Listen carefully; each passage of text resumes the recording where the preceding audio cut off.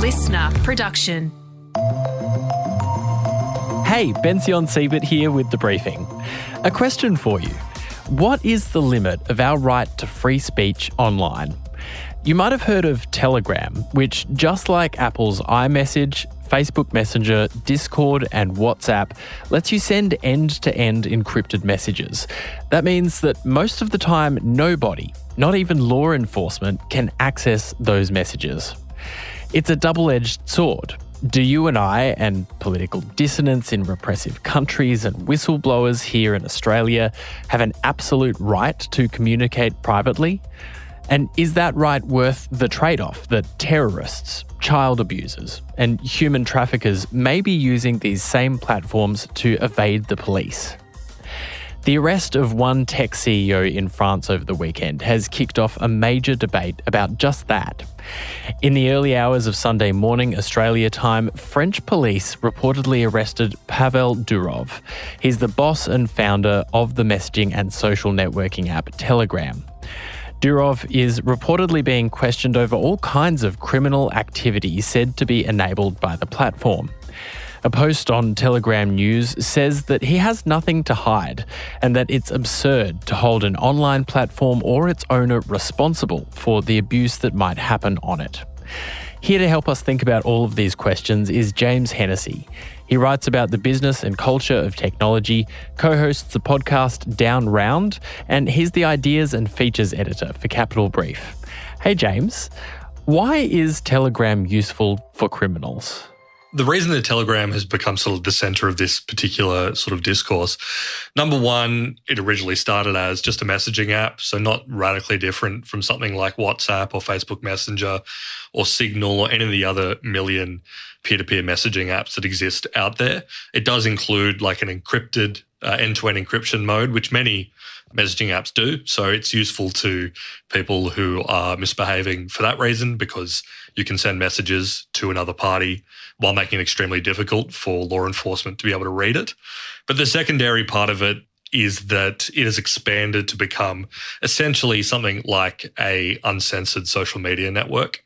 So obviously there's the political side of that, which we can talk about, but on the other side of it, you can build enormous groups for the sharing of illegal material, whether it's something like child sexual abuse material or anything like that, in these enormous sort of lockdown groups that are very hard for law enforcement to keep track of, and which the company, although, you know, it talks about the fact that it cracks down on things like illegal content like that or the proliferation of terrorist networks or whatever it may be, it is also a sort of quote-unquote free speech network where lots of things kind of slip through the cracks. Not everyone using Telegram is doing it for criminal reasons. Why is it useful for other people? So the reason that it's sort of broadly useful is, one, it's a fully functional peer-to-peer messaging app. So, you know, for all the reasons that you might want to message anyone. It's not super popular in Australia for that purpose. You know, we have lots of different options, but there are many countries in which Telegram is kind of the default that you would use in the same way that a lot of people use, you know, Apple's iMessage or WhatsApp here. Yes, Russia and a lot of the former Soviet republics, it's very popular there. It's also really popular in India. The other reason why a normal person might use Telegram is that social media platform sort of effect that it's generated. You know, you can follow groups and messaging channels on Telegram, which can have up to 200,000 people in it. And if you follow certain people who like to distribute on Telegram, it's a great way to keep up to date with what they're doing. There aren't a huge number of fully legitimate brands and politicians who are using that as an example as their main distribution channel, but it does happen. And a lot of people who like to follow things like, for example, the Russia-Ukraine war often find a lot more on-the-ground video and photo material that you're not going to find through the mainstream media. And notably, the president of Ukraine, Volodymyr Zelensky, often uses it himself. Can you just explain briefly end-to-end encryption? Does that mean that the police can't get it, the company can't get it? How private is end-to-end encryption between two people, for example?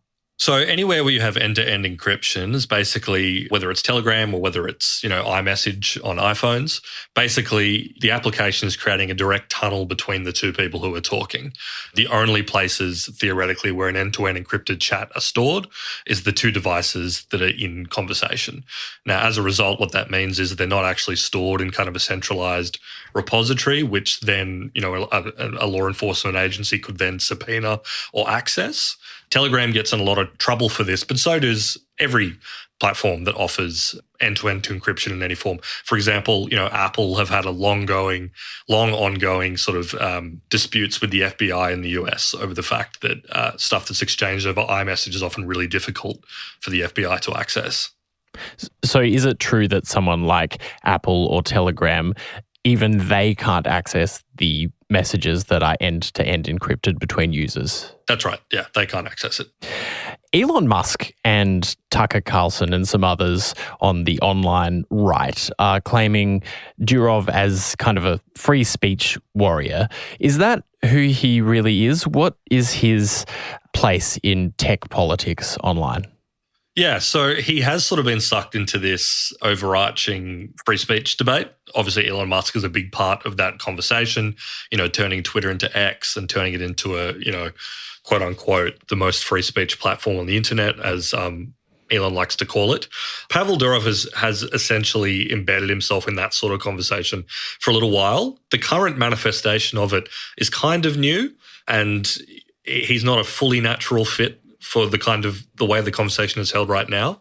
A big part of Pavel Durov's story is that he quite dramatically, he's Russian, he's originally from Russia, he quite dramatically left Russia in 2014 over free speech issues. The sense that the Russian government was asking him to do things with his software platforms he didn't want to do, and he left. Telegram is now an amalgamation of shell companies that's technically based in Dubai, but also has offices in Germany and wherever else. It's a very unusual company arrangement.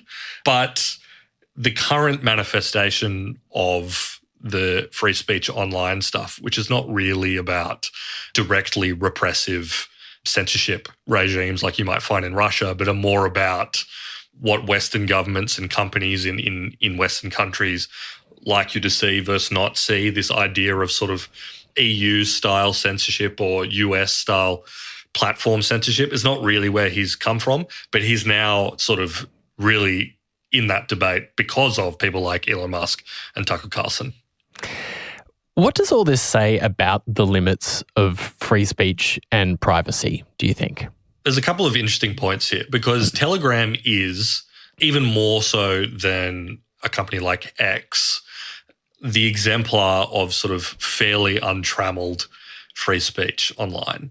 Stuff that, some might argue push the limits of the effect of free speech on society, or at least, if we're going to have free speech, these are the sort of really aggressive outgrowths that we're going to see, has played out on Telegram, because it is relatively uncensored.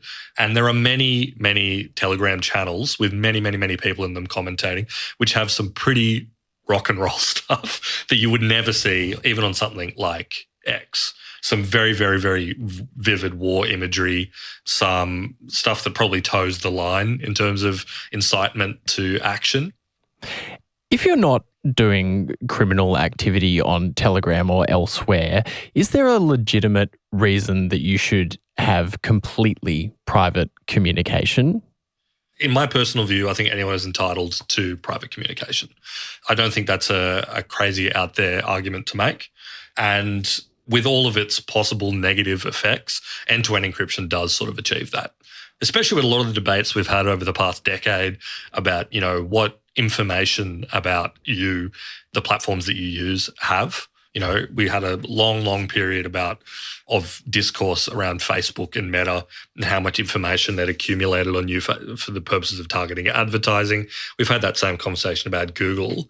We do have a kind of solution that's been arrived at, which is companies like Meta and companies like Apple can offer you absolute privacy within limits in a space where traditionally this sort of human expectation of privacy has not been lived up to.